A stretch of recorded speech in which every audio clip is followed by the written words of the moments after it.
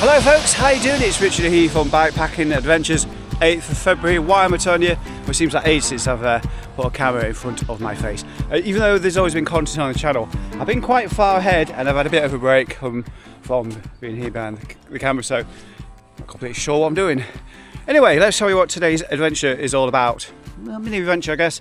Out on the bike, as you see, it's behind me, right in front of these silver globes.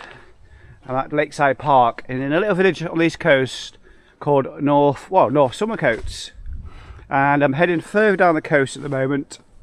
I'll keep on going until I reach the seaside town of Mablethorpe, and from there I'm just going to be running down the promenade, the coast, all the sand and sea on my left hand side, towards Anderby Creek, turning off there, coming back inland with a beautiful tailwind hopefully, and towards, where am I going from there? Alford, where there's no longer Couplands, to across the Wolds on lots of back roads, to Bardney, the other side, and well, hopefully you can see on the map on the screen here, it's kind of a triangular route. So from there, heading back north, east, across the Wolds for the third and final time, or second final time of the route, and yeah, back home to Cleethorpes. So if that sounds interesting to you, stick around. And if you've not subscribed to the channel already, please hit that button. And if you're new to the channel as well, keep on watching. Hope you enjoy this. So we're getting off. About an hour into the ride. I want to show the screen, but I'm on the wrong screen right now. It's just ticked over an hour of riding. Mostly main road, quite a quiet main road along the coast. Not a lot of traffic at this time of year. Not a lot of traffic anyway, to be fair. It's just quite direct and, you know, gritted. It's not terribly cold today. It's about 5 degrees.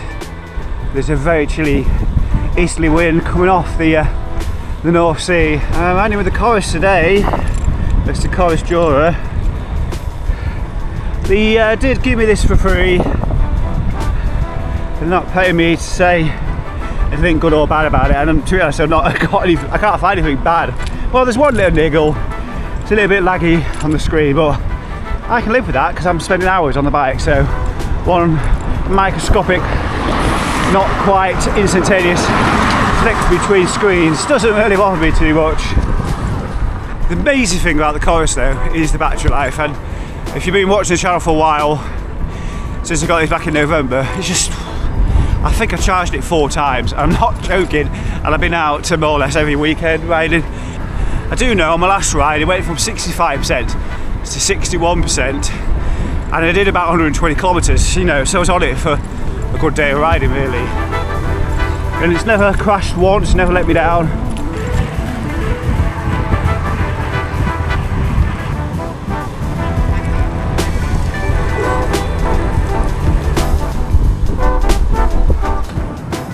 So we have a sleepy market, seaside town on Mablethorpe. It's not just sleepy in January and February. Famous for the number of paint display car parks and amusements, and not much more, to be honest. Not even sure if they've got donkeys here, to be honest. But what it does have going for it, look at that beach. A really good beach at Mablethorpe. Really, really good beach.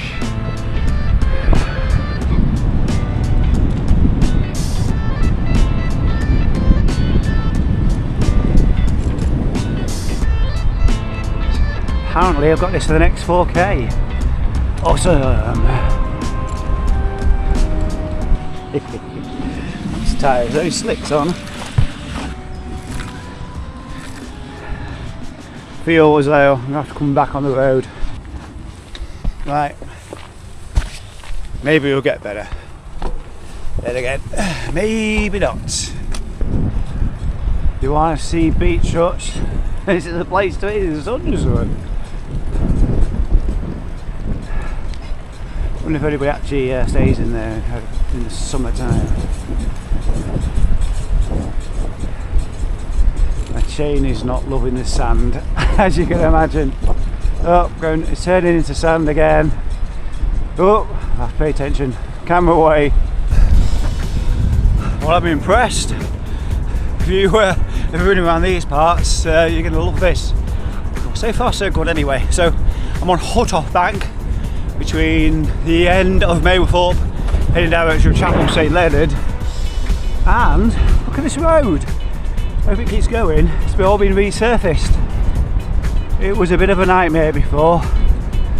Seems to be in relation to all these works that I've got going on the left hand side here.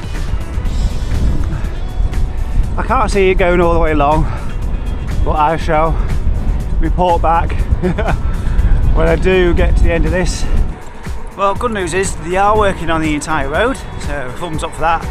Bad news is it's closed at the bottom and workmen around and everything, so remembering what happened the last time I went through a closed area like that, I'm just going to divert around it. It's quite a long diversion though, so I may not reach a century ride today. I don't see the point going all the way around to get back to Chapel St Leonard to come back out again, so yeah, it's a bit of an awkward one. We're just going to keep following this road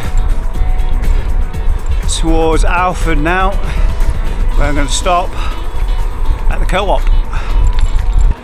Now I usually try and keep this channel free of politics, and it's only a quick observation really. I just went through a village where there's a flagpole in somebody's garden. Bear in mind, I'm in the east coast of England, and there's a big, I didn't read what it said, there's a big flag on the pole, well, obviously where else would it be, that had Donald Trump's face on it, with you know, giving the finger to the world kind of thing. And I don't know how to put this delicately, but anybody who votes Trump is probably got a few screws loose, and this guy's in England, probably drives a pickup truck or some stupid thing like that. Anyway, yeah, like I say, just an observation. Anyway, back to this ride, heading towards Alford next after skipping Chapel St Leonard.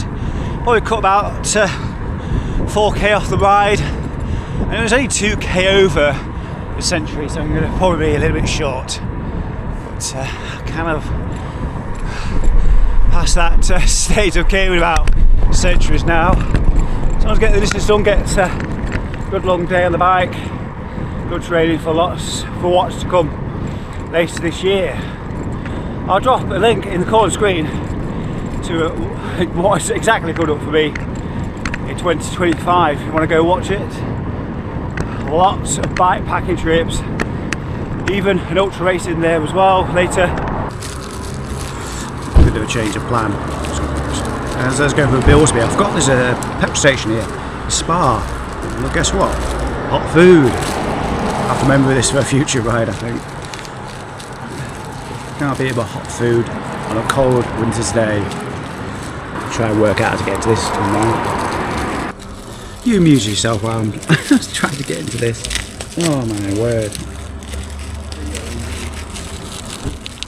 Hey, magic. So let's talk about GCN. Don't usually talk about GCN on this channel, but it's that time of year to talk about other stuff. And this is one thing that interests me. I do watch it more or less, you know, every week.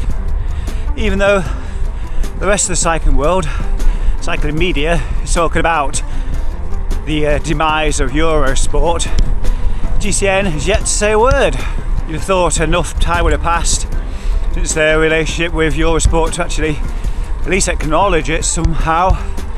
So if you don't know, I don't watch cycling on TV to be honest, but if I find out you can't pay $6.99 on Eurosport anymore and you have to jump over to TNT Sports where it's £31 a month, then that's a big deal. How are we going to get people interested if they're not seeing their idols on TVs and things like that? Yeah, it's just going to sideline the sport even more than it currently is, which for everybody riding bikes, it's not a good thing. Anyway, things are going up. It's starting to run out of breath, so I'm going to concentrate.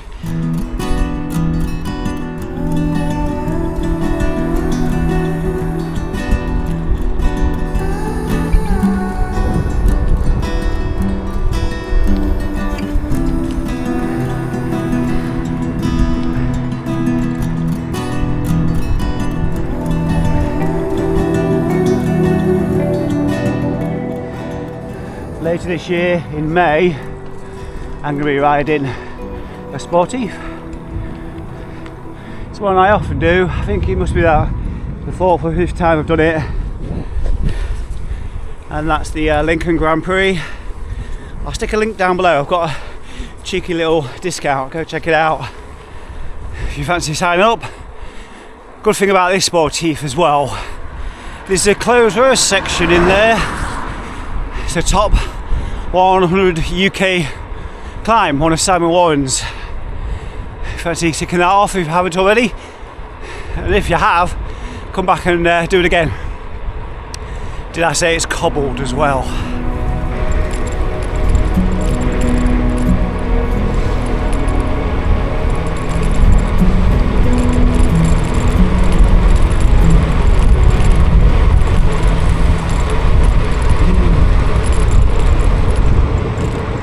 So I'm just heading up this big chunk of a climb in the middle of the route.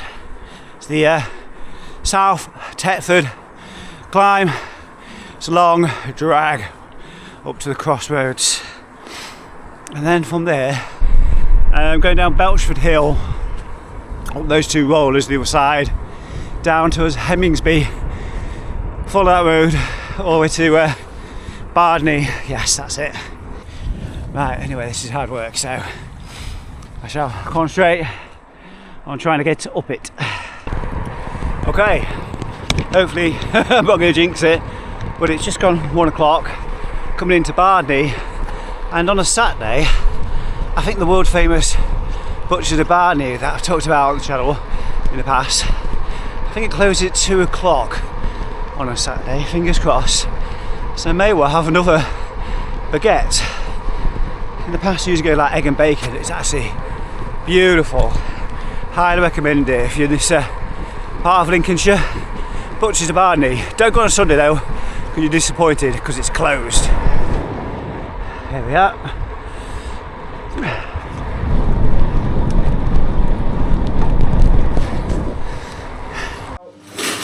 Less than 30 miles, I think, back to pick ups, so not too far. As you can see, it was open, closed at 1 though, so I made it about 5 minutes to spare.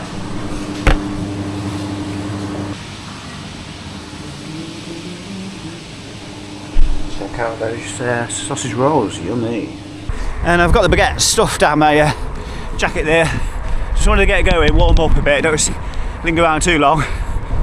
You know what it's like this time of year, you don't really want to stop, but do 100 miles, you need to get some meaningful food inside you. Weather update, it has started raining. It's only spitting though, it's only spitting. Hopefully it stay that way, or stop. A little bit of headwind for a while as I head northeast back towards the coast. 51 kilometres to go. Should be done, 2.5 hours. Was a little stop to eat this baguette. Yay! I was convinced there was a bus stop, well, bus shelter. Here we are. Sit out the road for 2 minutes as well. Oh. Oh yes. Look at this bad boy. Oh. Other side of Ludford, too far from Bimbrook. I don't know if you can see the screens for too well, but I'm on the highest point of the ride. If I just zoom out a screen, there you go. A blob on the right, that's where I am. It's all downhill from here, more or less. Decided to round up to Century Ride after all. I just pass a place called the Landmark Cafe. If you know it, you know it. I think it's reasonably popular for cyclists, but people from out of town, I think it's literally, you know, 5 miles out of town kind of thing. It's called the Landmark Cafe because, as far as car drivers are concerned, you know, it's got a view. They haven't seen the rest of the world, have they? So yeah, anyway, so we just went past there, turned left to take the Ashbecombe sign, and I'm heading towards Waith. This is a farm entrance on the right. I'm not going that way to Gainsby. I'm going to turn left, going down a shitty road to Brigsley. Hopefully that'll add an extra, well, I'm missing about 6 kilometres.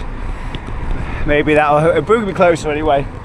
You never know, I might have to go around a couple streets. Magic number, 161 kilometres. So I think it's 160.5. 160.5 is 100 miles, but I've done that before. And I got home and somebody's like, well, you could have rounded it up. So today I made sure it was 161. Just in case, that's my kind of rounding up. Anyway, I hope you enjoyed this video. Something a little bit different if you were expecting bikepacking. It is winter. Don't do a lot of that this time of year. I guess most of us don't. So it's my time off as well to do these kind of vloggy style things. And you know, I hope you still enjoy them just the same.